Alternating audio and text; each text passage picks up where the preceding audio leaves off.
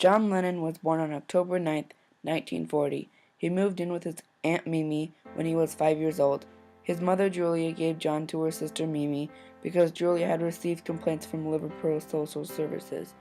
John's family lived in Liverpool when John was born. John always felt as if he didn't belong.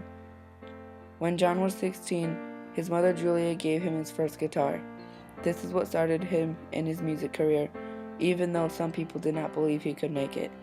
On July 15, 1958, a car hit Julia Lennon on her way to Mimi's house. Julia was going to tell John that he could come live with her again. Julia was instantly killed. She was 44. John was only 17 years old.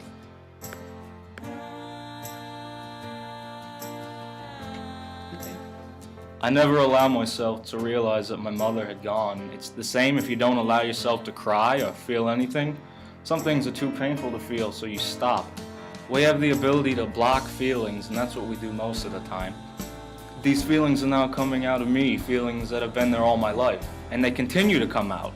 I don't know if every time I pick up a guitar I'm going to sing about my mother. I presume it'll come out some other way now.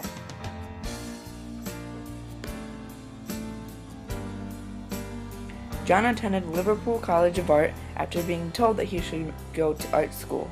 It was arranged for him to go to that school. He stayed there for 5 years making commercial art. He thought it was the only thing he would do, but he wasn't doing very well at that school because he was, in his words, lazy. John Lennon and Paul McCartney met in July in 1957 at a local church festival where the Quarrymen were performing. Paul joined the Quarrymen 3 months later. George Harrison also joined the band after an audition. George went to school with John. George auditioned with the song Raunchy by Bill Justice on top of a double-decker bus. George and Paul had met on the bus as they were going to Liverpool College. One day, Paul told John about how he knew a guy who could play Raunchy on guitar.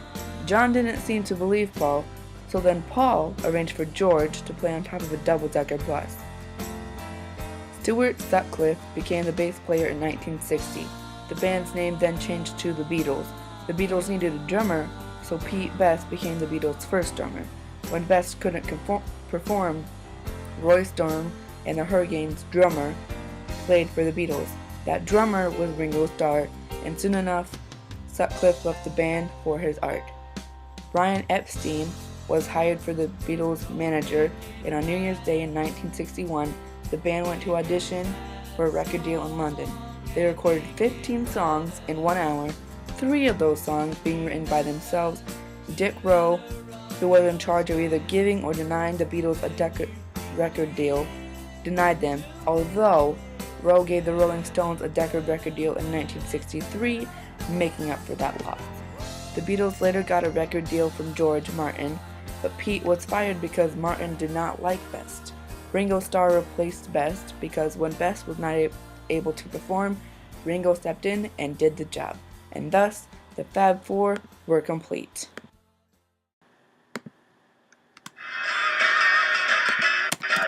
George came through Paul. I said, well, he can play Raunchy perfectly.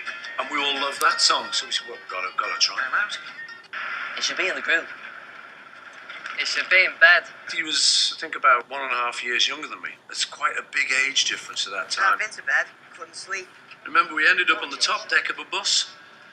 Empty, late-night bus kind of thing, and just us there. I said, go on, George, get your guitar out. Go on, you, Sean.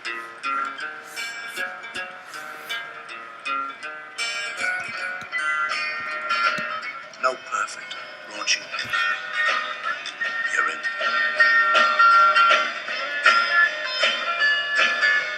I was really happy.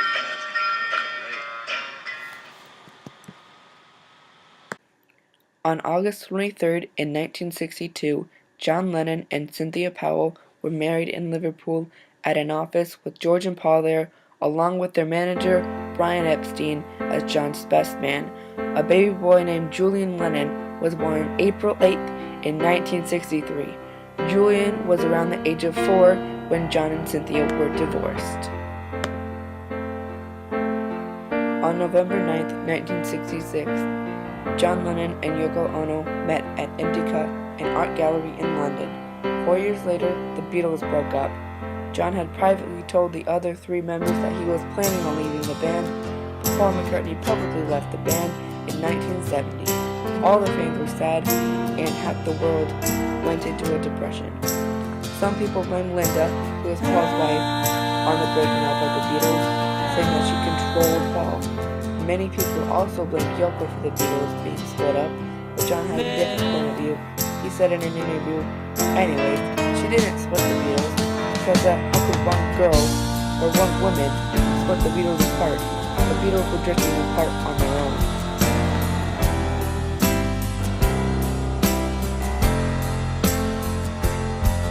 Peace in your mind, peace on earth, peace at work, peace at home, peace in the world. Not only is John Lennon known as a Beatle, but he is also known as a peacemaker. From love came peace, so we decided to work on more peace. John said in an interview with Yoko, he did not like war. In fact, he and Yoko stayed in bed in Amsterdam for a whole week, protesting the Vietnam War.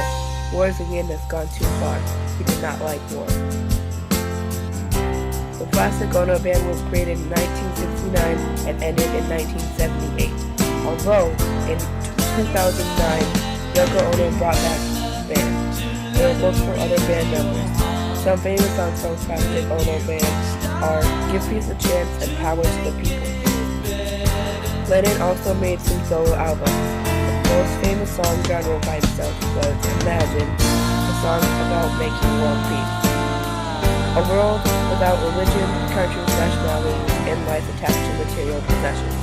He believed that in order to have peace around the world instead of war, you need to let go of your material things. John, Oko, and Sean had been living in an apartment in the Dakota in New York City when John Lennon died on December 8, 1980. Mark David Chapman had a gun and shot John to death outside of the Dakota. John's ashes were given to Yoko. Did not have a funeral. John was only 5 years old when John died, and Julian was 17. Chapman was an obsessed fan of the Beatles.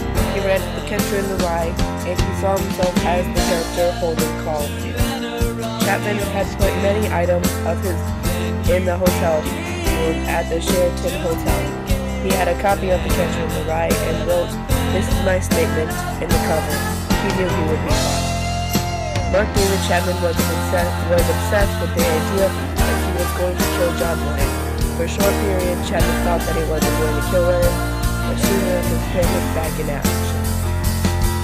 Chapman had been waiting for Lennon to appear. Chapman had been around the Dakota all day talking to the other Beatles fans, and Chapman even talked to Lennon's housekeeper, who was walking Sean. Chapman even got an autograph and a handshake from John, but that wasn't enough. Chapman later turned outside and shot Lennon in his back and his shoulder. Lennon was taken to the Roosevelt Hospital and pronounced dead at 11:07 p.m. Chapman was charged with second-degree murder and was sentenced to 20 to 25 years in prison. Even though Chapman was delusional, he stood by it. John stopped constantly everywhere. He wanted to after John died, Sheldon took him to the full thing. "Oh, I love you. I really need to be all right." Yoko said, "When John died, I was so sad that I couldn't do it. There was nothing to do about it. I could barely stand. Today, Yoko knows how I need it." When John died,